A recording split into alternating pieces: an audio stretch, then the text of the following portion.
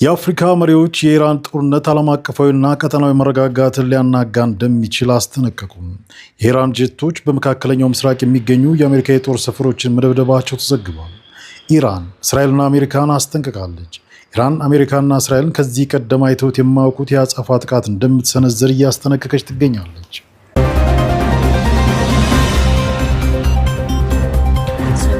የአፍሪካ መሪዎች የኢራን ጦርነት ዓለም አቀፋዊና ቀጠናዊ መረጋጋትን ሊያናጋ እንደሚችል አስጠነቀቁ። የአፍሪካ ሀገራት መሪዎች በአሜሪካ እስራኤልና ኢራን ግጭት ምክንያት በመካከለኛው ምስራቅ እየተባባሰ የመጣው ውጥረት የዓለምን ደህንነት ሊያናጋና ለአፍሪካ ከፍተኛ ኢኮኖሚያዊ ጉዳት ሊያመጣ እንደሚችል አስጠንቅቀዋል። የደቡብ አፍሪካው ፕሬዝዳንት ሲሪል ራማፎሳ ሁሉም ወገኖች በከፍተኛ መጠን እንዲታቀቡና ወደ ዲፕሎማሲ እንዲመለሱ አሳስበዋል። እየጨመረ የመጣውን ውጥረት በዓለም አቀፍ ሰላምና ደህንነት ላይ ከፍተኛ ስጋት መደቀኑን በማንሳት አስጠንቅቀዋል። የደቡብ አፍሪካን ታሪክ ለአብነት የጠቀሱት ራማፎሳ ዘላቂ ሰላም ሊሳካ የሚችለው በንግግር በፍትህና አብሮ በመኖር ብቻ እንደሆነ ተናግረዋል።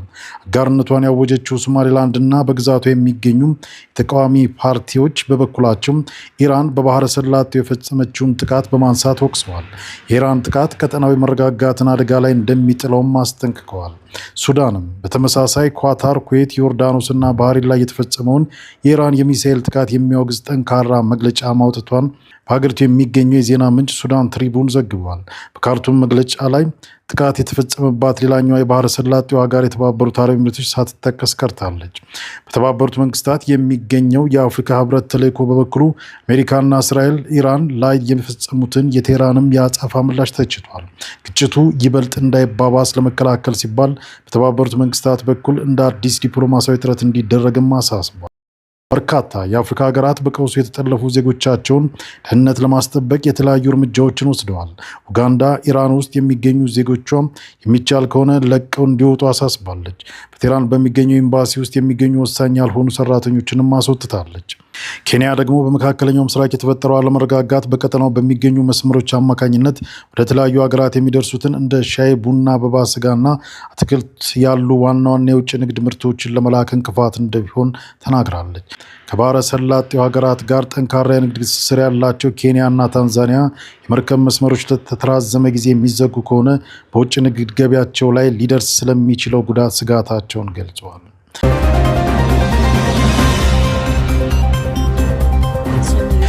በሌላ ዜና የኢራን ጄቶች በመካከለኛው ምስራቅ የሚገኙ የአሜሪካ የጦር ሰፈሮችን መደብደባቸው ተዘግቧል።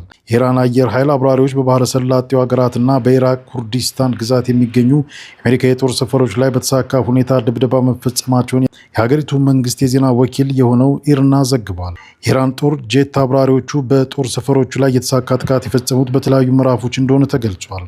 ሁሉም በቀጠናው የሚገኙ የጠላት ወታደራዊ ማዕከላት አየር ኃይሉ ተዋጊ ጀቶች የመድረስ አቅም ስር እንደሚገኙም አክሏል። በተያያዘ ዜና ኢራን በባህረ ሰላጤው በሚገኙ የአሜሪካ አጋር ሀገራት ላይ የፈጸመችውን ጥቃት ተከትሎ በከተሞች ጭስና እሳት ታይቷል። ይህንን ሁኔታ የሚያሳዩ ምስሎችም መውጣት ጀምረዋል። ትናንት ሌሊትና ዛሬ ጠዋት የተነሱት እነዚህ ምስሎች በባህሬን ዋና ከተማ ማናማና በተባበሩት አረብ ኤሚሬቶች ጀበል አሊ ወደብ የተከሰተውን እሳት ያሳያሉ።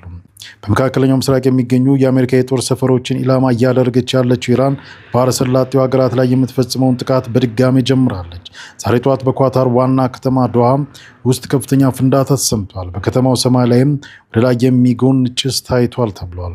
የኳታር የሀገር ውስጥ ደህንነት ሚኒስቴር እንዲከሽፍ በተደረገ ሚሳኤል ስብርባሪ ምክንያት በከተማዋ በሚገኝ የኢንዱስትሪ ዞን ውስጥ የተከሰተውን መጠነኛ የእሳት አደጋ ለመቆጣጠር እየሰራ መሆኑን አስታውቋል። የኳታር ባለስልጣናት ሌሊት ላይ በሰጡት ጋዜጣዊ መግለጫ ኢራን ትናንት ብቻ 65 ሚሳኤሎችንና 12 ድሮኖችን ማስወንጨፏን ተናግረዋል። አብዛኞቹ ተወንጫፊዎች እንዲከሽፉ ቢደረጉም ጉዳት ያደረሱ መኖራቸውን ገልጸዋል። በወደቁ ስብርባሪዎች ምክንያት 8 ሰዎች እንደተጎዱም አክለዋል። በተጨማሪም ዛሬ ጠዋት በዱባይና በባህሪን ዋና ከተማ ማናማ ፍንዳታዎች ተሰምተዋል። በኦማን የንግድ ወደብ ላይ የድሮን ጥቃት እንደተፈጸመ የሀገሪቱ መንግስት የዜና ወኪል ዘግቧል። አሜሪካና ኢራንን ለማስታረቅ በሚደረገው ድርድር ለዓመታት ቁልፍ አሸማጋይ የነበረችው ኦማን እስካሁን ድረስ ከኢራን ጥቃቶች ተርፋ ነበር። ኳታርና ሌሎች የተወሰኑ የአረብ ሀገራት የኢራንን ጥቃት በጽኑ አውግዘዋል። ለተፈጸመባቸው ጥቃት ምላሽ የመስጠት መብት እንዳላቸውም አስታውቀዋል። የባሕረ ሰላጤው ሀገራት ባለፉት ዓመታት ከኢራን ጋር ያላቸውን ውጥረት ለማርገብ ጥረት ሲያደርጉ ቆይተው ከአሜሪካ ጋር ላገባችበት ቀውስ ዲፕሎማሲያዊ መፍትሄ ለማበጀትም በአሸማጋይነት ሲሰሩ የሰነበቱት እነዚህ ሀገራት ኢራን በግዛታቸው ውስጥ በሚገኙ የአሜሪካ የጦር ሰፈሮች ላይ ጥቃት እንዳትፈጽም ሲከላከሉ ነበር። ይህ ማሳሰቢያቸው ግን ግዛታቸው ውስጥ ቀጥታ ጥቃት እንዳይፈጸም ሊያደርግ አልቻለም።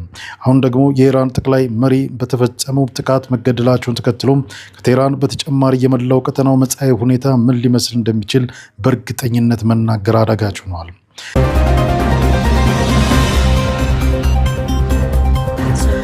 ወደ ሌላኛው ዜናችን አለፍን። ኢራን እስራኤልና አሜሪካን አስጠንቅቃለች።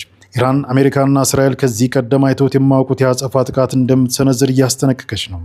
የኢራን ከፍተኛ የጸጥታ ባለስልጣን አሊ ላሪጃኒ ሀገራቸው በአሜሪካና በእስራኤል ላይ ከዚህ ቀደም አይተውት የማያውቁት ጠንካራ እርምጃ እንደምትወስድ በዛሬው ዕለት አስጠንቅቀዋል።